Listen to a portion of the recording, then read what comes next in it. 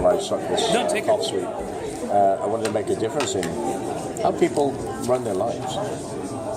The majority of people are so busy, they don't have time to work out, they don't have family time, they don't have, we get into that rut, and that's what the book was designed for, and I self-published it. And it's funny because people said, we don't want you to do a fitness book, we want you to do a cookbook. And I said, no, I'm going to do a fitness book. So I did it myself. And it's number one on Amazon. Number one on Amazon? On its category, yeah.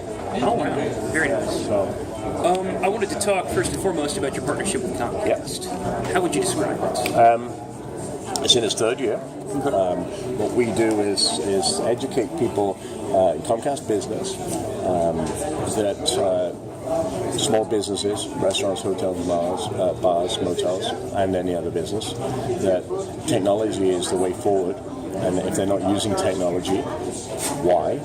And what they don't understand about technology, we show them how to use it correctly in their business. So therefore, it gives a customer experience, a better experience. It helps them cut down on wasted information. It also helps them use their business or utilize their business in a better way. So we've been doing that for 3 years with Comcast Business, and in 2016 we'll be passing over into Xfinity also, because we know it works. 3 years ago, Comcast Business itself tried to penetrate the hotel and motel space, and quite frankly, we're too smart for that space. The operators didn't understand it, so I came in and kind of, as an operator myself, dumbed that information down so people can actually understand it. Sure. So that's what we do. Very cool, very cool. And you've seen a continued positive trend of growth. Oh, absolutely, yeah. Engagement with businesses. I would assume that, but I don't want to put words in your mouth. Think about where we are now with credit cards on your phone. Think about the big UFO space buzzers that you used to get when you walk into a restaurant, and when your table's not ready, we'll give you one of these. Now it's an app. Right. Technology is changing so fast and so furious that if we're not with it, your business will fail. It's guaranteed to fail. Because somebody else will always be better and faster than you. Right. So. Gotcha. I wanted to ask about the technological integration with food. Where do you see that going in the next year? Oh, we've already seen it in multiple areas. The number one thing is, obviously, we're using it on iPads now, menus on iPads. We're using inventory control systems and management, the delivery of goods. We're using it in checking out or credit card use. And I think in the near future you're going to see restaurants, instead of carrying cash to pay out servers, the servers are going to have credit cards that the point of sale is going to integrate with it. And the cash that we leave as for a great job is going to go directly onto that credit card, and that money will be instantaneous for that person to use, the server to use. So I think there's a lot of things happening that is going to change our business. I mean, it's already in manufacturing in a huge way, and I think it's going to be in food and beverage and restaurants, hotels. Hotels, yes, you'll have a check-in soon. The person behind it, room service will be on TVs. You press whatever you want, it'll come up automatically. You won't even deal with a person. We proved that you can order a bottle of wine in 17 minutes. It takes normally to peruse a menu, and then you go to a server to do it.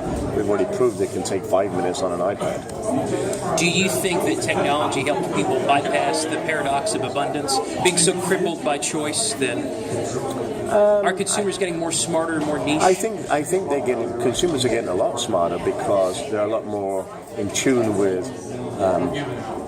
things and people because of technology. Think about this. Now we can pick up a smartphone and know everything about the food, the chef, where food comes from, who the chef is, what they make in seconds, where before you never know that. You go and risk going into a restaurant and figuring it out. So yes, they're smarter, they're more opinionated, and they're very easily swayed to tell a negative experience on a social media site.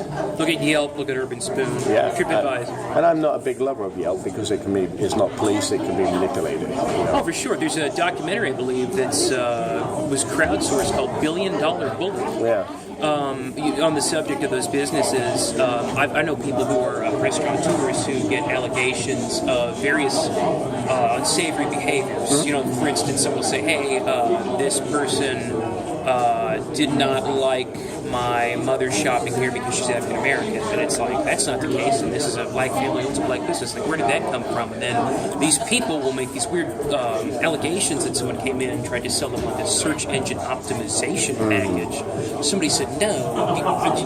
I don't know about it, but I'm always interested to hear. There's so many ways that people try to scam. It's so for me, technology is changing a lot of that, because now we're given instant feedback. So the hum system, which is 5 questions on a phone size like this in your check presenter, it'll take you five questions, and you get instant feedback immediately to the manager of the server, the food. So before they've even left the door, you know exactly how that experience was for those guests. Direct communication. Hum systems. It's amazing. So there are lots of things out there. And I think Comcast is leading the way in that, from not only the speed, but the voice, the technology, the data, the Ethernet, the internet, all those things that we expect. Now think about you when you go to a restaurant, you want instant online. You want to be able to get online, you want to be able to do your work, you want to be gratified immediately. And if you're not, you let people know about it. Right. And we are an instant gratification society. For sure. Which that actually covers that. I wanted to ask you about the book for a minute. I noticed a couple things in there. You have a couple of sections that struck a chord with me. Avoiding the cycle of fitness failure. Okay, so what we do, January 1, we all feel that we've eaten so much, we've drunk so much over the holidays. This is the year I'm going to change. We start off with all good intentions. It lasts for 2 weeks. And then you quit. Sure. And there we are. We put the book away. We put this away. We bought a gym membership. We're still paying for. For a year later, we haven't done anything with it. Sure. The book addresses how to stop that boredom, how to stop that failure, and achieve success. And it's really put into different categories that I know. It's buying food. It's cooking food. It's looking at labels. It's exercising. It's sleep. How do you sleep? What do you do before? Use a certain optimal ways to sleep. Sure. Don't drink before you go to bed. You can have a drink, a glass of wine, a couple of beers, whatever, but not before you go to bed. Right. You don't sleep. It actually interferes with sleep. So all these things are addressed in the book. And it's really a contract between you and yourself. I'm not telling you to go to a gym and lift 100 pounds and do 50 reps. What I'm saying is I want you to eat well, eat smaller meals more frequently, exercise for an amount of time, and it can be walking the hill, walking a dog, playing hoops, but taking your kids out for a walk, whatever it is for you to make you get out and do it. And it's interesting because the book sold out in the first printing in a matter of days, and it was 88% women that bought the book. And they bought the book because they wanted to work out with a significant other. And it's interesting because that's normally the other way around. Right. And this book is for kids, for moms, for dads, for grandmas, for granddads. It's meant for everybody. But there's this sort of, from what I've gathered, but looking through the book, there's this sort of an attitude that women are going to get too big or that they're not going to work out the right way, and you've kind of helped people sort of dismiss that fear? Yeah, absolutely. My wife is a professional wrestler, Gail Kim. She works out every day. She's petite, she's strong, she's strong-minded, she's beautiful.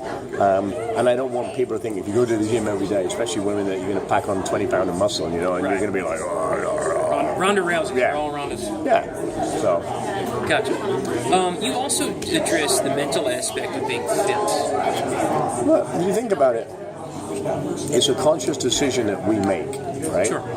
We're either going to do it or we're not going to do it. All we know is that when we do it, our endorphins are released, we're happier, we feel better, and we enjoy it. 9 out of 10 people, once they start and they get on a good program that doesn't make them hurt, so I go in the gym, I lift 500 pounds 3 times in the next week, so I'm not going because I'm so sore. The mental aspect is I'm sore. And I try to address that in, hey, listen, these are the focus points, this is what you should be looking for, and that's how you're going to feel. Gotcha. I appreciate that. Oh, you're so welcome. And thanks for those things. Absolutely.